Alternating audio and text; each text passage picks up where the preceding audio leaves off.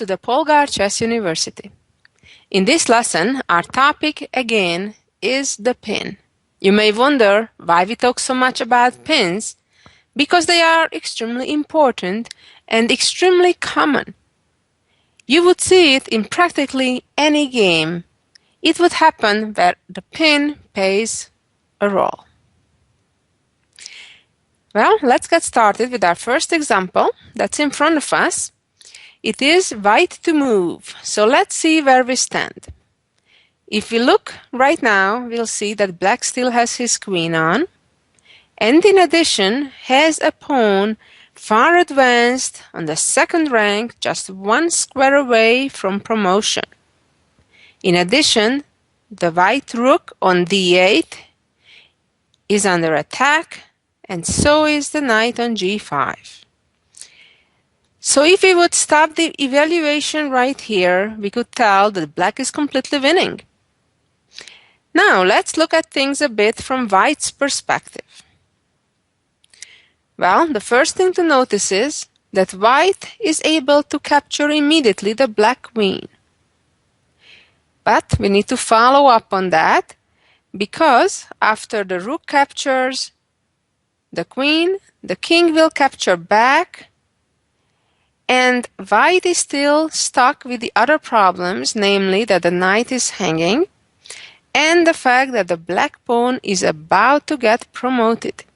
And even if the white knight succeeds to get back to f3, it doesn't really stop the advancement of the pawn, as after all of these exchanges or captures, black is still clearly ahead.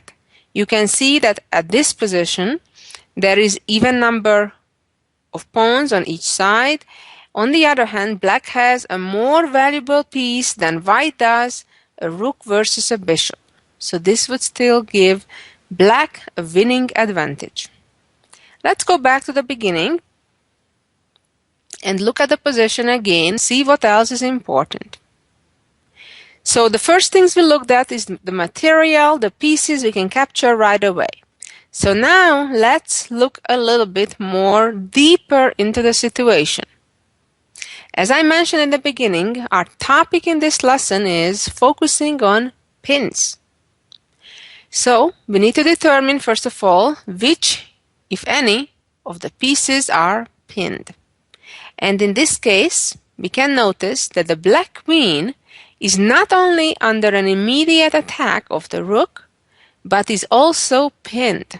What that means is that if that queen would want to move to any of the squares along this diagonal, for example, it could not move there, because that would leave the black king in check, and that would be an illegal move. Now, all of this combined enables white to checkmate black in just one move. Well, in order to checkmate a king, obviously we need to attack the king right now. In addition to capturing the queen, which we already investigated, the only other way to attack the king is with the knight. As we know, a bishop that stands on an opposite color square, then the enemy king can never ever possibly attack that king. So we know it's not rook takes queen, then kind of by the method of elimination we'll figure out that the correct move is knight to f7, attacking the king. So what happens now is the king cannot move out to h7 because the white bishop guards that square. On the other hand, the queen cannot capture the knight either, because that would still leave the king in attack. Therefore, this is a checkmate position for black. What we also learned from this position is that the material advantage in itself does not guarantee a win. You have to be careful till the very end to make sure you convert your material advantage to a win, because it's practically never too late to make a mistake and lose or spoil a winning game. Let's move on to our second example in this lesson. In this situation, we see black having huge material advantage, having both the rooks still on the board, while white only has a bishop and one extra pawn. However, what a pawn! That pawn on c7 is indeed very far advanced and just about to get promoted. We can also notice that the white bishop is ready to capture black's rook right away on c6, in fact with a check. However, we always need to look forward of what the opponent plans to do.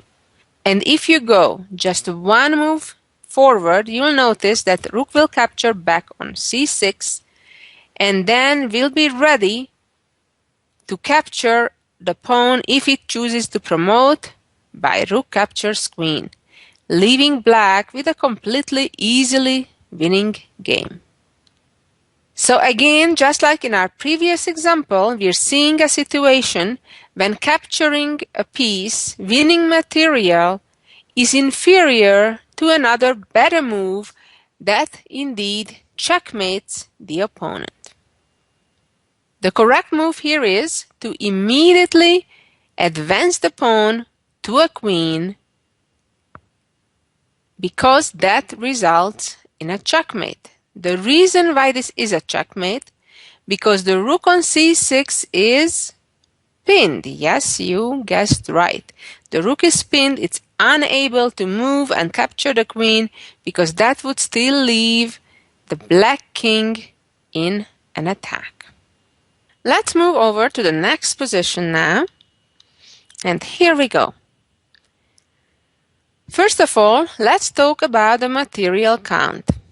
As I mentioned in some of the previous lessons, the way we do that most effectively, we start with the most valuable pieces first, in this case the rooks, and we kind of eliminate them one by one in pairs. So those rooks balance each other, then the next pair of rooks do the same, then the pair of knights do the same, and you can see that 1, 2, 3, 4 pawns versus black's 1, 2, 3, 4. So you see all the highlighted pieces, they balance each other on the material scale. So you'll see, in addition to the two kings, one other piece that's on the board, namely the black knight on g6 that does not have a match. So that means that black is up a knight. However, in this case as well, just like in the previous two, the material advantage in itself does not guarantee success. Again, let's discover which piece is pinned. It's white's turn, so we're looking for a black piece that may be pinned. And that piece is the pawn on c7, the little pawn. So if that pawn would want to capture something in either direction, that would be illegal, while of course the pawn would be allowed to move forward. Now, when we're searching for a checkmate, it automatically means that we need to attack the black king. Well, the only two pieces that can do that job may be the rook on c1 or the knight on f5. We can quickly discover that rook capturing the pawn on c7 would be an unfortunate idea because the rook is now unprotected and black's king can simply capture it. So we're down to our knight, which actually has two potential ways to attack black's king. Now the knight moving to e7 is almost a smothered mate, but not quite, because we need to pay attention to our opponent's pieces as well, not just to our own. And we'll see that the knight on g6 is guarding that key e7 square. So if knight would move to e7, the black knight would capture it. So finally, we're down to the correct answer, which is moving the knight to d6, using the fact that the pawn on c7 is pinned at the moment and therefore cannot capture white's knight. What a beautiful smothered mate. Let's see the next example. Here we go. Now we'll start moving on to different scenarios rather than just a one-move checkmate. What we'll try to focus on right now is determining which one is the pinned piece. Well, if we look, we'll see real quick that the pawn on f7 is indeed pinned by white's bishop. It cannot move forward or it cannot capture to a piece that it's protecting. So with that in mind, you may think that, wow, this queen can capture now on g6, checking black's king and destroying the defense in front of the black king, as pawn takes queen is not allowed. However, you need to be very careful with such situations because you need to look at the entire board and you want to make sure that not only that pawn that's pinned cannot capture the queen, but none of the other enemy pieces can either. And in this case, a move that for beginners easy to overlook, a long horizontal move capturing queen captures queen would be a sad awakening for white. So queen takes pawn in this situation is certainly a bad choice. Most other moves would be better. For example, the natural developing move, putting the rook on the open file, would be an excellent choice. But certainly not queen takes pawn on g6. Let's follow up. Here we go. Now, in this position, if you look at the material balance, we can see that there is a complete material balance at the moment, each side having a queen, a bishop, a knight, and 2 rooks each, and even the number of pawns are identical. Now, in this situation, there is a pinned piece again, namely the black knight on f6. However, the differences between this example compared to all previous ones in this lesson is that this is not an absolute pin, but it is a relative pin. What does it mean? It means that while the black knight can move, it will result in giving white the option to then capture the queen on d8. However, what can we do to force that knight to move? Well, we cannot do anything. Let's see if the idea of trying to capture this bishop would work. Well, of course, if black now does not recapture, then white just won a bishop and it surely works. But always let's try first, when we try a sacrifice, what happens if our opponent accepts it. So knight takes and bishop takes. And now either of the black rooks can recapture and there is still material balance. The two sides have just exchanged queens and bishops. So in this case, while there is a pin in the picture, it is not the important element. In fact, white has a much better option than trying to use the pin. And that option is something called to remove the guard. Namely, bishop captures knight. Then, if black does not recapture, white has just won a knight. On the other hand, if black does recapture, then we'll have the opportunity to capture that same bishop that was formerly protected by the black knight, but no longer is.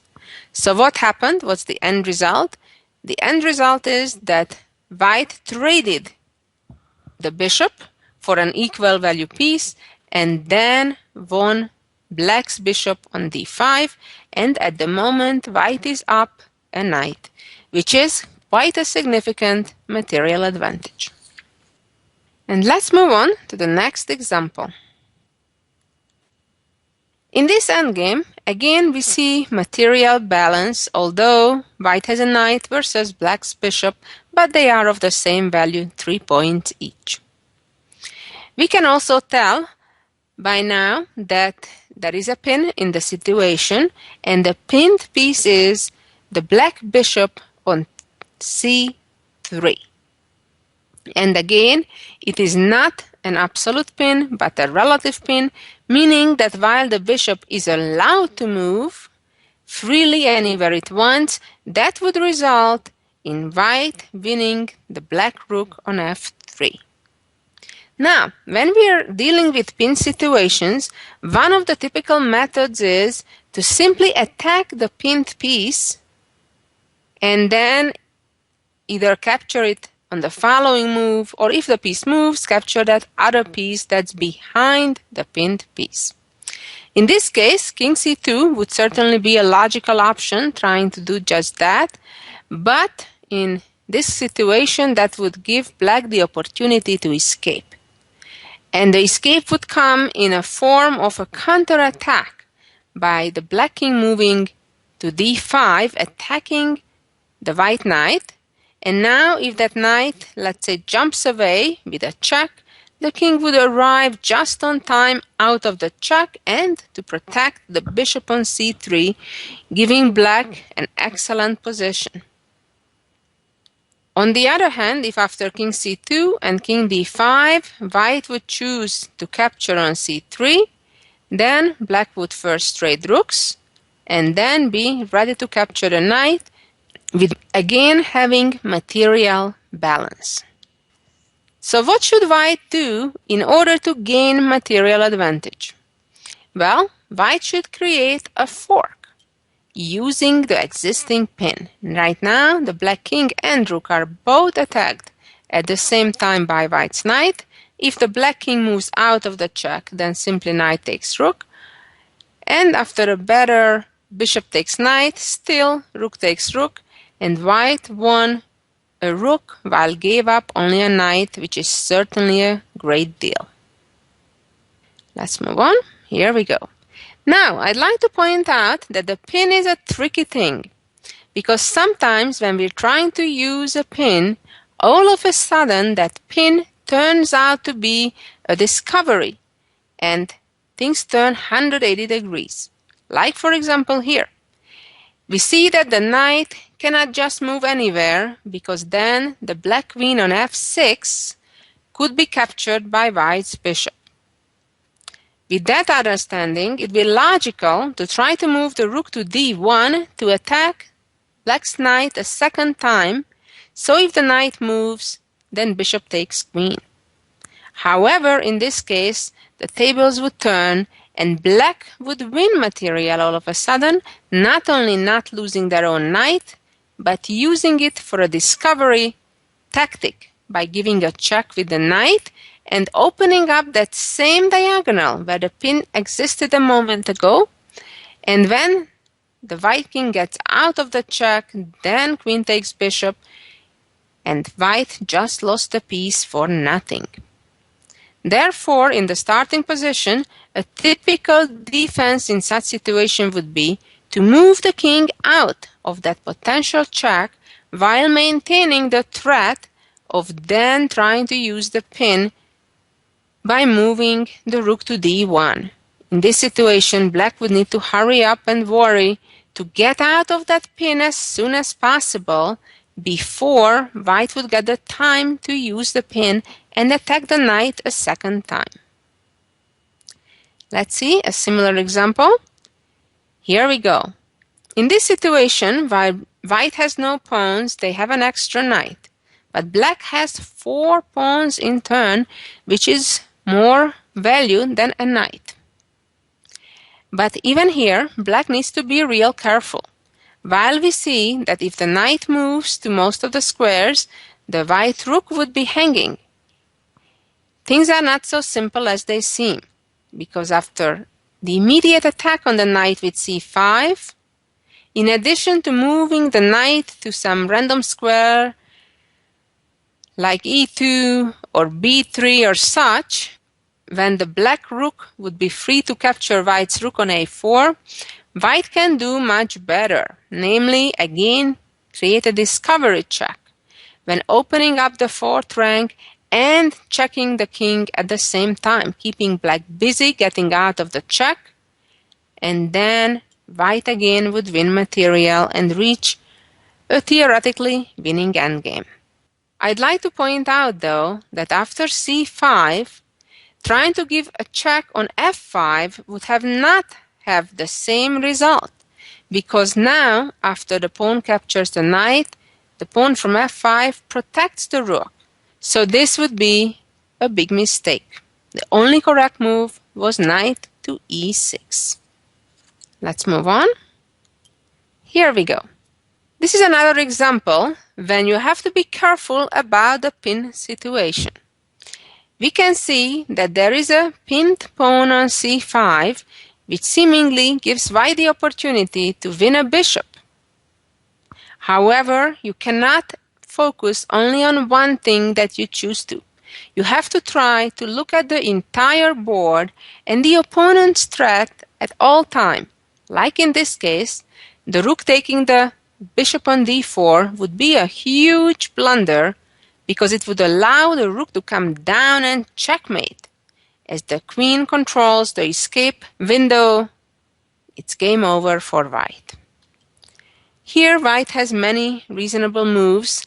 Even the fancy queen e4 is an option which attacks black's rook, as that rook right now cannot capture on e4 because of a back rank checkmate. And finally, our last example in our lesson. Here we go. Another example when using the pin is not the priority. Right now, the black knight has just attacked the white queen. And if you look carefully, you'll find the pinned black piece, which is the knight on c6. And that may sound like an invitation to capture the black knight on e5, which at first seems great since the knight cannot recapture. However, as I said, always look around, look at the entire board. Black here is able to create a counterpin, and all of a sudden it will be black who comes out ahead on the material scale. Much better is for white to move the queen to f6, for example, and then threaten to capture the knight. Well, I hope you got a bit better idea about pins and you'll use it in your own games. Or avoid falling into pin traps that your opponent tries to set. Thank you for listening and be back next week for some more chess knowledge. Bye-bye.